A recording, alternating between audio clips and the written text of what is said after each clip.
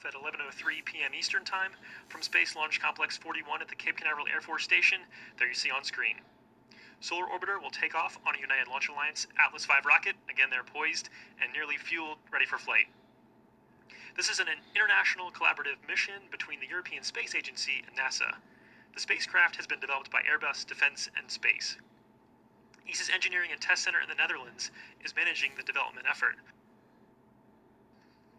And the European Space Operations Center in Germany will operate Solar Orbiter after launch.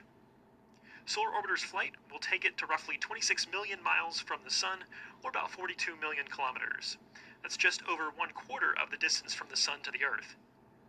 It will experience sunlight 13 times more intense than we feel here on Earth, and to survive, it is equipped with a heat shield capable of withstanding temperatures over 900 degrees Fahrenheit, or about 500 degrees Celsius.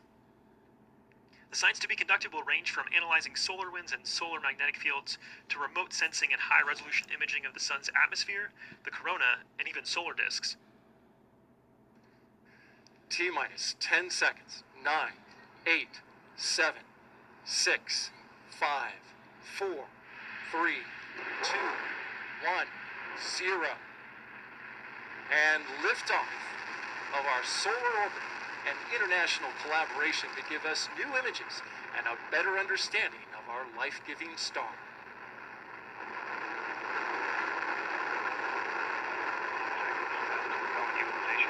Listening now, you control the voice of Patrick Moore, ULA's launch commentator. Now 25 seconds into flight.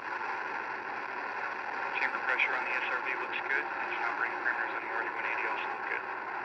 Good report so far. Atlas V And at beginning the 35 pitch seconds in, vehicle is completing the pitch over maneuver.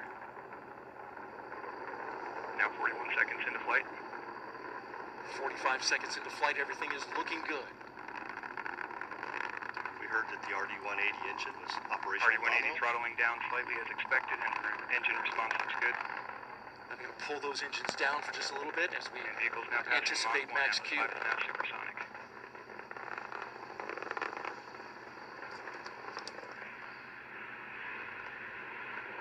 Vehicle's now passing through max Q, maximum dynamic pressure.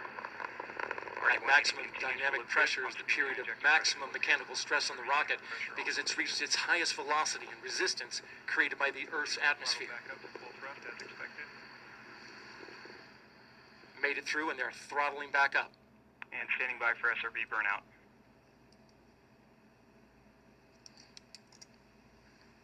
And we have burnout on the solid rocket booster. Atlas will hold on to the SRB for an additional 47 seconds prior to jettison. They're going to let that thing go at 2 minutes and 19 seconds. Now that 1 minute extra 45 seconds into flight. RD-180 continues to perform well at full thrust. Pump speeds and injector pressures look good. And the greater light he made to shine upon the day, And now coming up on 2 minutes into flight, the Atlas V and the vehicle now lesser weighs light just 1/2 of its liftoff weight. for the night. RD-180 throttling down slightly as expected. 180 Engine continues response to burn. continues to look good.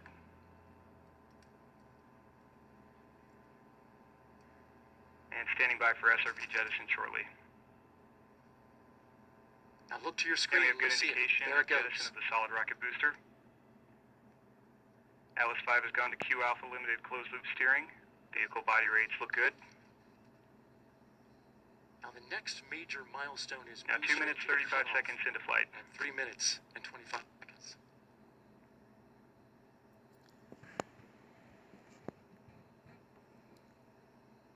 Isn't that cool that we can see the rocket And in the second stage RCS system press valve is opened.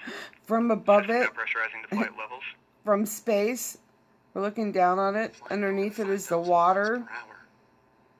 Now 3 minutes into flight, approximately 1 minute remaining until BECO. He's talking about main engine cutoff. 1 minute. RD-180 continues to look good. Pump speeds and injector pressures look good.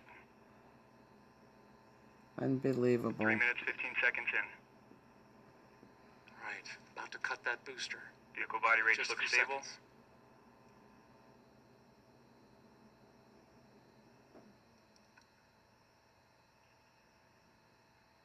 Now 3 minutes 30 seconds in.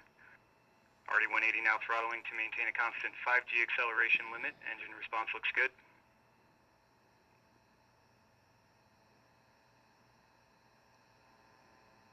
we've begun boost phase chill down. In Now throttling to 2025, a 4.6 this G rocket, acceleration limit. the Solar Boost phase Orbiter, chill down is ended. will Standing meet by up for with the BECO. Parker solar probe that was launched a year and a half ago.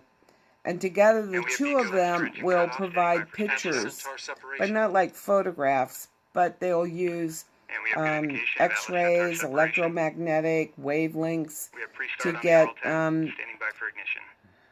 Next major milestone is the payload fairing. When that comes off, We have ignition the rocket and full exposes thrust on the spacecraft. RL-10. Chamber pressure looks good. Body rates look good. and that will That fall payload- And off we have into good the indication of ocean. payload fairing jettison. Right now. There she The first goes. burn of today's mission will last approximately 8 minutes.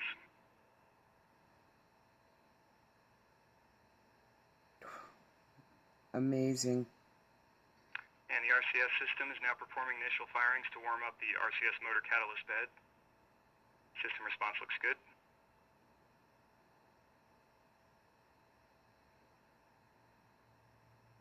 And the Centaur is now 100 miles in altitude, 450 miles downrange distance, traveling at 11,800 miles per hour. 5 minutes, 10 seconds into flight. Pretty amazing, huh, guys? Share that with your kids. That's a kid-appropriate video.